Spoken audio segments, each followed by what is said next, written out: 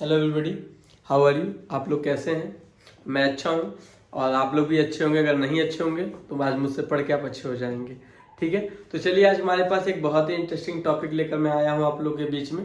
और वो interesting topic हमारे क्लास 10th के लिए और हमारे बोर्ड एग्जाम के लिए और आगे की पढ़ाई के लिए भी बहुत ज़रूरी है, अगर आप आगे बायो लेके चलते हैं तो आज का हमारा जो टॉपिक है वो है सेक्स डिटर्मिनेशन। वो 10th के साथ साथ 12th के बच्चों के लिए भी इंपॉर्टेंट है। यहाँ से अगर 12th के बच्चे इस वीडियो को देखते हैं तो उससे उनका बेस जो है वो स्ट्रांग हो जाएगा। ठीक है, सेक्स डिटर्मिनेशन यानी हिंदी में अगर इसको बोला जाए तो बोला जाता है लिंग निर्धारण। जैसे आपके भाई होंगे और आपके घर में बहन होंगी, यानी अगर आप लड़के हैं तो आपकी बहन होंगी, अगर आप मुझसे पढ़ा लड़की हैं तो आपका भाई होगा। यानी दोनों लोगों के जो जेंडर में है वो डिफ्रेंशिएट है, यानी घर में एक लड़का एक लड़की है। चलिए वो अगर डिफ्रेंशिएट नहीं है तो आपके घर में आपके मम्मी पापा तो होंगे, मम्मी जो है आपकी फीमेल है और पापा आपके मेल है। यहीं पे आपका क्या है, लिंग आपका सेक्स डिटर्मिनेशन है। ठीक है, या लिंग निर्धारण है। तो चलिए आते हैं, लेकिन पहले आने से पहले हम एक कहानी जान लेंगे जो बहुत इंटरेस्टिंग है। आपको बता देना चाहता हूँ 2001 की कहानी है ये। मैं उस समय डीडी नेशनल था, अगर आप अपनी मम्मी से या दादी से पूछेंगे तो उस समय डीडी नेशनल पे एक धारावाहिक आता था, तलाक बच्चों।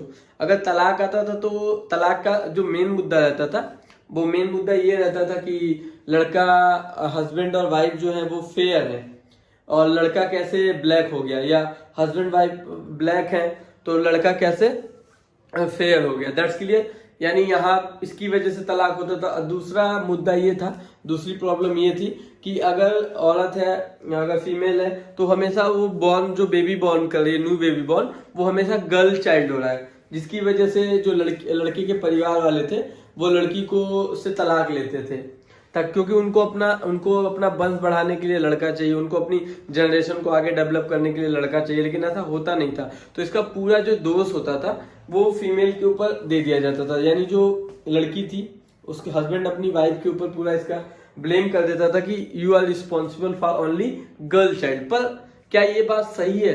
आज इस सेक्स डिटर्मिनेशन की हेल्प से हम जानेंगे क्या फीमेल चाइल्ड को बार बार न्यू बेबी बॉर्न करना, क्या इसके लिए बस जो रिस्पॉन्सिबल है क्या केवल फीमेल है, क्या मेल का इसमें कोई रिस्पॉन्स नहीं है, या है तो वो कैसे है। तो आज इस टॉपिक के थ्रू हम आज इस बात को जान लेंगे। चलिए तो स्टार्ट करते हैं। मेरे गांव में मामा के यहाँ एक मेरे मामा जी लगते हैं और उनकी लगातार मैंने जब भी बचपन से लेके और अपने मतलब 12th तक देखा तो उन्होंने बचपन से लेके और 12th तक मेरे जाते जाते उनकी 8 से 9 लड़कियां हो गई थी। उस समय तो चक दे इंडिया मूवी भी नहीं आई थी कि वो उस मूवी से इंस्पायर थे कि वो अपनी एक हॉकी की टीम बनाएंगे और लेकर जाएंगे, ऐसा तो था नहीं लेकिन उनकी इतनी सारी लड़कियां हो गई थी क्योंकि उनको भी अपना वंश बढ़ाने के लिए लड़का चाहिएगा, उनको भी अपनी जनरेशन को आगे ले जाने के लिए लड़का चाहिए था। ये लोगों की उस समय की धारणाएं होती थी, लेकिन आज ऐसा नहीं है। आज तो भाई लड़का हो या लड़की हो दोनों ही इंपॉर्टेंट है। हर जगह लड़कियां भी आगे हैं, लड़के भी आगे, चाहे वो टीचिंग हो, चाहे पायलट हो, चाहे सैनिक हो, या स्कूल में पुलिस टीचर्स हो, या आपके सोसाइटी में पुलिस हो, या हर जगह लड़की और लड़के एक समान है और एक समान उनको वरीयता दी जा रही है। पर पहले के जमाने में ऐसा नहीं था, यहाँ तक कि लड़कों से कहीं ज्यादा रिस्पॉन्सिबल आजकल की लड़कियां हैं। अब ऐसा मत सोचिएगा मैं लड़का हूँ फिर भी लड़कियों की बात नहीं, ये सही बात है, ऐसा देखने को मिल रहा है। ठीक है, क्योंकि लड़के नालायक हो जाते हैं। चलिए आगे चलते, मैं नालायक नहीं हूँ तो आगे चलते हैं। आज हमारा टॉपिक पे आते हैं, मुद्दे पे। तो आज का हमारा टॉपिक है बच्चों सेक्स डिटर्मिनेशन, जिसमें हम पढ़ेंगे determination of sex of an offspring. यानी डिटर्मिनेशन का मतलब था निर्धारण, यानी कि निर्धारण का मतलब है लिंग निर्धारण या सेक्स डिटर्मिनेशन। यानी इसके थ्रू हमें पता चलेगा कौन सा जो ऑफस्प्रिंग है वो मेल है और कौन सा जो है फीमेल है। यानी जो ऑफस्प्रिंग होता है, वो आप सोचेंगे सर ये ऑफस्प्रिंग क्या है। जिन्होंने मेरी पिछली क्लास ली है उनको पता होगा कि ऑफस्प्रिंग जो होता है रिजल्ट ऑफ पेरेंट्स होता है। मैं अपने पेरेंट्स का ऑफस्प्रिंग, आप अपने पेरेंट्स के ऑफस्प्रिंग होंगे, हमारे पेरेंट्स अपने पेरेंट्स के ऑफस्प्रिंग होंगे। यानी आपने सुना, मैंने हमेशा पेरेंट्स बोला, मैं कभी मदर फादर नहीं यूज करता हूँ, क्योंकि यहाँ पे ऑफस्प्रिंग की बात पेरेंट्स के थ्रू होती है। पेरेंट्स तो कोई भी हो सकते हैं, ये भी तो हो सकता है कि आप या मैं अनिल अंबानी या किसी बड़े आदमी के ये लोग हमें हॉस्पिटल से लेके भाग के आए हो कि ताकि हम जब बड़े एज में आ जाएंगे तो हम उनकी जायदाद में आधा ले लेंगे। लेकिन ऐसा नहीं करना है हमें अभी अपने फोकस टॉपिक पे ध्यान देना है। तो टॉपिक में आते हैं तो दे रहा है फैक्टर। अब देखिए फैक्टर फैक्टर सुनते ही मतलब यहाँ से डिटर्मिनेशन में भी फैक्टर है, तो यहाँ पे 2 फैक्टर है। एक पहला फैक्टर है बच्चों, वो है इन्वायरमेंटल फैक्टर, और दूसरा है जेनेटिक फैक्टर। तो हम पहले जान लेते हैं इन्वायरमेंट फैक्टर क्या है। बहुत इंटरेस्टिंग यहाँ पे लग रहा है इन्वायरमेंट। कह रहा है कि कुछ ऐसे एनिमल होते हैं, सम एनिमल, जो जिनका जो सेक्स डिटर्मिनेशन होता है वो इन्वायरमेंट पे डिपेंड करता है, यानी टेम्परेचर पे डिपेंड करता है कि टेम्परेचर अगर ज्यादा होगा तो मेल होगा कि कम होगा तो मेल होगा, टेम्परेचर कम होगा तो फीमेल होगा कि मेल होगा। ये उनके टेम्परेचर पे डिपेंड करता है। हमारे यहाँ तो भाई क्रोमोसोम्स पे डिपेंड करता है, मेल में, ह्यूमंस में, मैमल्स में। लेकिन यहाँ पे एक ऑर्गेनिज्म जैसे टर्टल, आपका कछुआ हो गया, टर्टल्स हो गए, क्रोकोडाइल हो गए, एलिगेटर हो गए, इनके बीच में जो सेक्स डिटर्मिनेशन होता है ये पूरी तरह से बेटा इन्वायरमेंट में टेम्परेचर पे डिपेंड होता है। कि अगर देखिए यहाँ पे जैसे टर्टल का ले लेते हैं, अगर 27.7 डिग्री सेल्सियस टेम्परेचर पे अगर वो अपने एक को डेवलप कर रहा है तो उसमें से जो रिजल्ट आएगा वो मेल चाइल्ड आएगा या मेल आएगा, मेल बेबी आएगा। लेकिन अगर उसका टेम्परेचर बढ़ के 31 डिग्री सेल्सियस हो गया है तो उस टर्टल के एग से बेटा फीमेल बेबी आएगी। यानी ये इन्वायरमेंट पे डिपेंड है। यानी कहने का मतलब है, देख लेते हैं, in some animal the temperature at which the fertilize egg are keep decide the gender. यानी जो टेम्परेचर है, या ठंडा टेम्परेचर हो या गर्म टेम्परेचर, हॉट हो या कोल्ड हो, ये डिसाइड करता है कि जो आप उसके जो एनिमल है, जो आपका टर्टल है या क्रोकोडाइल है, एलिगेटर है, उसका जो एग होगा वो फर्टिलाइज होके वो मेल चाइल्ड को डेवलप करेगा या बेटा वो फीमेल चाइल्ड को डेवलप करेगा। उसमें से कछुआ आएगा या कछुई आएगा, वो कछुआ का बच्चा होगा या कछुआ का बच्ची होगा। That's clear. तो चलिए अब आते हैं हम बेटा जेनेटिक्स पे। जेनेटिक्स जो फैक्टर है ये बात होती है बेटा हम मैमल्स में होती है, यानी ह्यूमंस में होती है। तो कह रहा है in some animals like human gender, यानी सम एनिमल लाइक बेटा जैसे कि ह्यूमन जेंडर आपका दे रहा है, जैसे मैं और मार्कर ले लेता हूँ। तो ह्यूमन जेंडर ऑफ इंडिविजुअल है determine a pair of chromosome, यानी इसको डिटरमाइन किया जाता है बेटा किस पे, पेयर ऑफ क्रोमोसोम्स। और उस जिसकी वजह से हमारा जेंडर डिफाइन होता है, जिसकी वजह से हमारा जेंडर जो होता है वो अलग होता है बेटा, उसको हम कहते हैं सेक्स क्रोमोसोम्स। क्या कहते हैं बच्चों, सेक्स क्रोमोसोम। अब हमारे माइंड में आ रहा है कि भाई क्रोमोसोम पढ़ा था, अब इसमें सेक्स क्रोमोसोम है। वैसे क्रोमोसोम बेसिकली हम जान लेते हैं कि जो मेल होते हैं, यहाँ पे मैं ऊपर लिख के आपको दिखाता हूँ कि जो हमारे अंदर क्रोमोसोम्स बेटा क्या है, क्रोमोसोम्स, क्रोमोसोम्स होते हैं, क्रोमोसोम्स है। तो ह्यूमन में जो होते हैं बेटा 23 क्रोमोसोम्स होते हैं। कितने होते हैं बच्चों, 23 पेयर क्रोमोसोम्स होते हैं, 23 पेयर क्रोमोसोम्स होते हैं, जिसको 2 पार्ट में डिवाइड कर दिया गया है, 2 पार्ट में डिसाइड कर दिया जाता है, जिसमें से 22 जो होते हैं, 22 पेयर्स जो होते हैं बेटा, इसको हम कहते हैं ऑटोसोम्स। क्या कहते हैं बेटा, ऑटोसोम्स कहते हैं। और आपका 1 पेयर जो होता है इसी पे डिपेंड करता है, उसको कहते हैं बेटा सेक्स क्रोमोसोम्स। क्या कहते हैं बच्चों, सेक्स क्रोमोसोम कहते हैं। क्या कहते हैं बच्चों, सेक्स क्रोमोसोम। यही सेक्स क्रोमोसोम होता है जो यहाँ पे पढ़ रहा है, जो डिसाइड करता है कि जो चाइल्ड है वो फीमेल होगा या मेल होगा। ठीक है, जो आप मदर के यूट्रस में जो चाइल्ड है वो फीमेल होगा या मेल होगा। अब देखिए यहाँ पे हम एक चीज ये जानना चाहेंगे कि इसके लिए मेल रिस्पॉन्सिबल था या फीमेल, ये बात जो हमने बताई थी, जिसकी वजह से पिछले टाइम में यानी आज से करीब 15-20 साल पहले जो तलाक हो रहे थे, या लोग पता सोनोग्राफी की प्रोसेस से यूट्रस में पता करके, जैसे उन्हें पता चलता था सोनोग्राफी की प्रोसेस से कि बेटा कि यूट्रस के अंदर क्या है, यूट्रस में फीमेल चाइल्ड है, तो अबॉर्शन करवा देते थे, या मेडिसिन का यूज करवाती है। मेडिसिन यूज करवाने की वजह से, जिसकी वजह से हार्मोनल डिसबैलेंस होता था, बेबी चाइल्ड जो उसके अंदर था, फीमेल गर्ल चाइल्ड, वो डिस्ट्रॉय हो जाता था। लेकिन चलिए आज जान लेते हैं। तो यहाँ पे देखिए पहले हम ये पढ़ लेते हैं। तो कह रहा है कि सेक्स क्रोमोसोम, यानी मैंने आपको बता दिया कि टोटल 23 पेयर क्रोमोसोम्स है, 46 क्रोमोसोम। लेकिन एक चीज हम और जान लेते हैं, क्रोमोसोम्स के जो फादर यानी जिन्होंने क्रोमोसोम्स के बारे में बताया, उनका नाम था वल्टर फ्लेमिंग। तो अगर कहा जाए who is the father of chromosomes, तो बेटा वो है वल्टर फ्लेमिंग। एक बार फिर से सुन लीजिए, who is the father of chromosome बच्चों, तो Walter Flemming. Walter Flemming father of chromosomes कौन है बच्चों, वल्टर फ्लेमिंग है। कौन है बच्चों, Walter Flemming father of chromosome.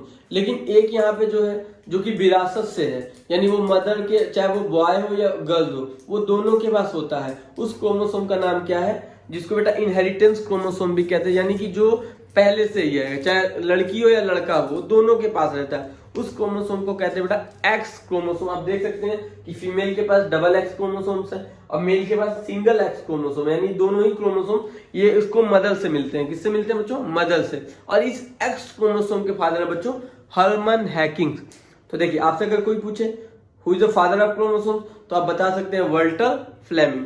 लेकिन अगर कोई बेटा आपसे पूछे कि who is the father of x chromosome, तो बेटा आप बता सकते हैं Hermann hacking.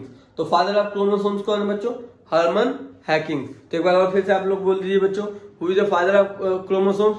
Walter Flemming. Who is the father of x chromosome बच्चों? Hermann Henking. Who is the father of chromosome बच्चों? Walter Flemming. और एक्स क्रोमोसोम के फादर है बच्चों हर्मन हैकिंग। तो चलिए आप लोग को याद हो गया होगा, अगर नहीं याद है तो बेटा नोट कर लीजिएगा। चलिए इधर आते हैं सेक्स क्रोमोसोम की तरफ। जो यहाँ पे हमने लिखा है सेक्स क्रोमोसोम, यानी सेक्स क्रोमोसोम में जो डिफाइन करता है जेंडर को, जो सेक्स डिटर्मिनेशन में हेल्प करता है सेक्स। क्योंकि जो 22 ऑटोसोम्स होते हैं बेटा वो मेल में और फीमेल में दोनों के पास इक्वल होते हैं, ठीक है। लेकिन जो एक्स क्रोमोसोम होता है बेटा यहाँ पे sex chromosome, in human being there are 23 pair chromosome. कितने बेटा? मैंने अभी आपको ऊपर बताया था 23 पेयर ऑफ क्रोमोसोम्स होते हैं। Out of the 22 pair chromosome are called autosome, यानी 23 पेयर क्रोमोसोम्स में 22 जो मैंने ऊपर आपको बताया था वो ऑटोसोम्स होते हैं। वो मेल में और फीमेल में दोनों में इक्वल होते हैं, एक जैसे होते हैं और एक जैसा उनका फंक्शन होता है। लेकिन इधर आते हैं बच्चों the last pair of chromosome, जो लास्ट पेयर ऑफ क्रोमोसोम है, जो वन पेयर जिसको बेटा हम कहते हैं सेक्स क्रोमोसोम। तो वही कह रहे हैं कि the last pair of chromosome that help in deciding, ये हेल्प करता है डिसाइड में, यानी ये हेल्प करता है किसमें बेटा? डिसीजन में। किस डिसीजन बेटा? तो जेंडर डिसीजन में। कौन से डिसीजन में बच्चों? जेंडर में, कि लड़का होगा कि लड़की होगा, लड़का होगा कि लड़की होगा। और that individual is called sex chromosome. और ये डिफाइन करता है बेटा, ये बताता है कि गर्ल्स होगा कि बॉय होगा। तो ये गर्ल्स होगा कि बॉय होगा तो ये बताएगा। अगर एक्स और एक्स है यानी डबल एक्स है तो मतलब ये कपड़े का साइज नहीं है बेटा, ये क्रोमोसोम्स है। अगर पेयर ऑफ डबल एक्स है तो यानी फीमेल चाइल्ड है, और अगर एक्स वाई है बेटा तो मेल चाइल्ड है। चलिए इसके बाद हम ऊपर चलते हैं। ऊपर यहाँ पे दिया हुआ है बेटा sex determination in human beings, यानी ह्यूमन बींग्स में सेक्स डिटरमाइन किया गया था, यानी चलिए डिसाइड किया गया था कि जो हमने पिछले पढ़ा था अभी कुछ देर पहले कि मेल रिस्पॉन्सिबल था कि फीमेल, यानी बार बार अगर फीमेल चाइल्ड बॉर्न हो रहा है किसी फीमेल से तो उसके लिए वाइफ जिम्मेदार है या हस्बैंड, पापा जिम्मेदार है या मम्मी जिम्मेदार है, आज हम यहाँ पे देख लेते हैं। तो पेरेंट्स में हमने ले लिया फादर और यहाँ ले लिया मदर, ठीक है। तो फादर के क्रोमोसोम्स क्या है बच्चों? बोलिए बोलिए, एक्स और वाई है। क्या बच्चों फादर के पास क्रोमोसोम जो है बेटा वो क्या है? फादर के पास जो क्रोमोसोम है वो क्या है? एक्स और वाई है। अब मदर के पास जो क्रोमोसोम बच्चों क्या है? वो एक्स और एक्स है, यानी डबल एक्स है, पेयर ऑफ एक्स है। चलिए अब इसको हम क्या करेंगे? पेयर ऑफ गैमेट्स को हम अलग कर देंगे, यानी फादर का एक एक्स अलग और एक वाई अलग, उसी तरह मदर का भी एक एक्स अलग और एक वाई अलग। अब क्या करेंगे कि फादर के एक एक्स को मदर के एक एक्स से हम क्या करेंगे? फ्यूज करवाएंगे बेटा। क्या कराएंगे?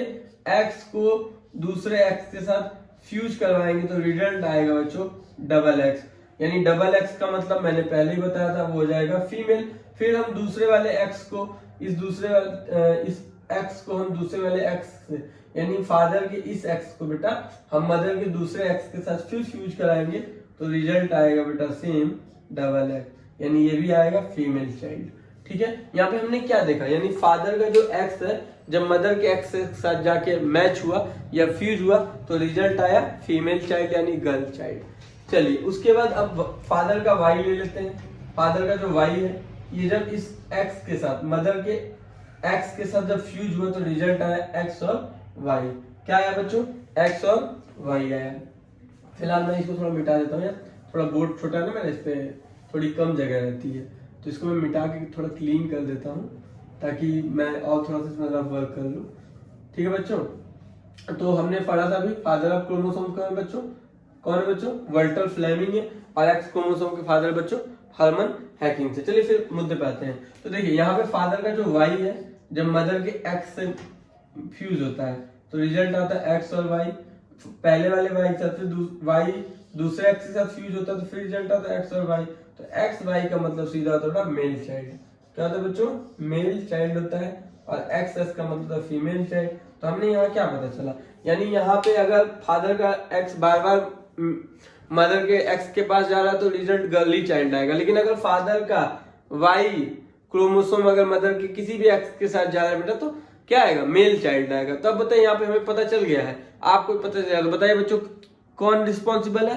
तो बेटा इस रिस्पॉन्सिबल है फादर, क्योंकि अगर फादर का एक्स ही जा रहा है फीमेल के मदर के एक्स के साथ तो बेटा मदर के पास तो दोनों ही एक्स है, क्योंकि बेटा वो तो उसका पहले से इनहेरिटेड है बेटा वो, यानी ठीक है वो तो चेंज नहीं होने वाला। लेकिन फादर का एक्स अगर जा रहा है बार बार तो बेटा उसका रिजल्ट गर्ल ही चाइल्ड आएगा, लेकिन अगर फादर का वाई जाता है तब जाके बेटा उसका वो मेल होगा। यानी कहने का मतलब अगर आपके भाई है, अगर मैं हूं तो मेरे फादर का वाई आके मेरी मदर के एक्स से फ्यूज होगा, then I will here. But अगर मेरी सिस्टर है तो मेरे फादर का एक्स आके मेरी मदर के एक्स के साथ फ्यूज हुआ होगा बेटा, तब मेरी सिस्टर यानी गर्ल चाइल्ड है। ठीक है, और सेम कंडीशन आपके साथ भी होगा, सबके साथ ऐसा है बेटा।